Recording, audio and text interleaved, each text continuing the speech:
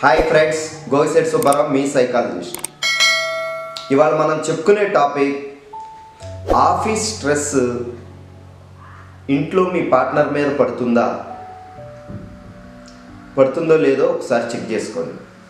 చాలా వరకు పడుతుంది అనేది మీరు తెలుసుకోవాలి. ఎందుకంటే మన ఆఫీసులో మనకి ఎదురయ్యే ఇష్యూస్ కానీ ప్రాబ్లమ్స్ కానీ అక్కడ మన కొలీగ్స్తో అయిన డిస్కషన్స్ కానీ వర్క్ ప్రెజర్ కానీ ఇవన్నీ మనకి మన బ్రెయిన్లో బాగా ఇష్యూస్ని స్ట్రెస్ని బిల్డప్ చేస్తాయి అన్నమాట.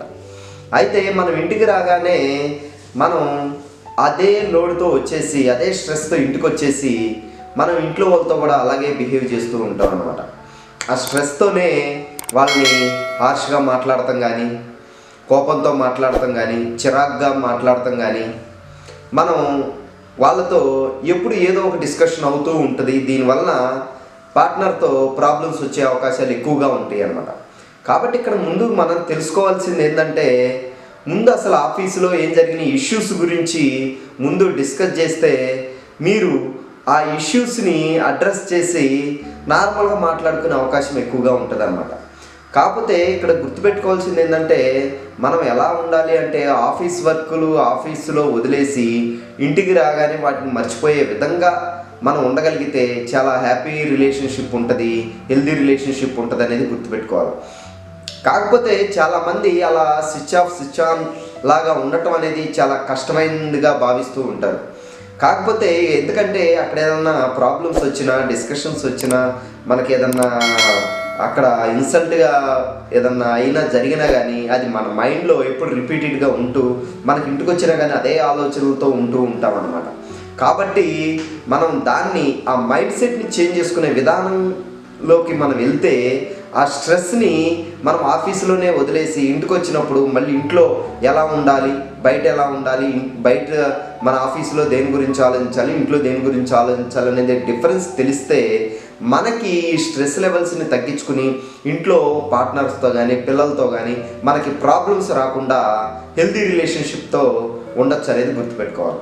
కాకపోతే చాలామంది అలా ఉండటం చాలా కష్టంగా భావిస్తూ ఉంటారు. ఆఫీసులో ఏవైతే జరిగినాయో, ఏవైతే నెగిటివ్స్ కానీ, స్ట్రెస్ కానీ, ప్రాబ్లమ్స్ కానీ, ఇలాంటి ఏవైతే ఇన్సల్ట్ ఇలా ఏవైతే ఫీల్ అయ్యారో అవి ఇంటికి వచ్చి ఇంట్లో వాళ్ళపైన చిరాకు పరాగ్గా కోపంతోనూ స్ట్రెస్తోనూ మాట్లాడి ఇక్కడ ఉన్న రిలేషన్షిప్ని చెడగొట్టుకునే అవకాశాలు ఎక్కువగా చేస్తూ ఉంటారు. దీనివల్ల పార్ట్నర్స్ మధ్యన రిలేషన్షిప్లో ప్రాబ్లమ్స్ ఫేస్ చేసుకుని బ్రేకప్ అయ్యే అవకాశాలు చాలా ఎక్కువగా ఉంటాయి. హెల్దీ రిలేషన్షిప్ కన్నా స్ట్రెస్ఫుల్ రిలేషన్షిప్ పెరిగే అవకాశాలు ఎక్కువ ఉంటాయని గుర్తుపెట్టుకోవాలి. కాబట్టి ఇక్కడ మన ఇంట్లో మన పార్ట్నర్తో మన పిల్లలతోనూ హెల్దీ రిలేషన్ మెయింటైన్ చేస్తూ స్ట్రెస్ ఫ్రీ రిలేషన్షిప్ని మెయింటైన్ చేసుకుంటూ ఉండాలి అనేది గుర్తుపెట్టుకోవాలి.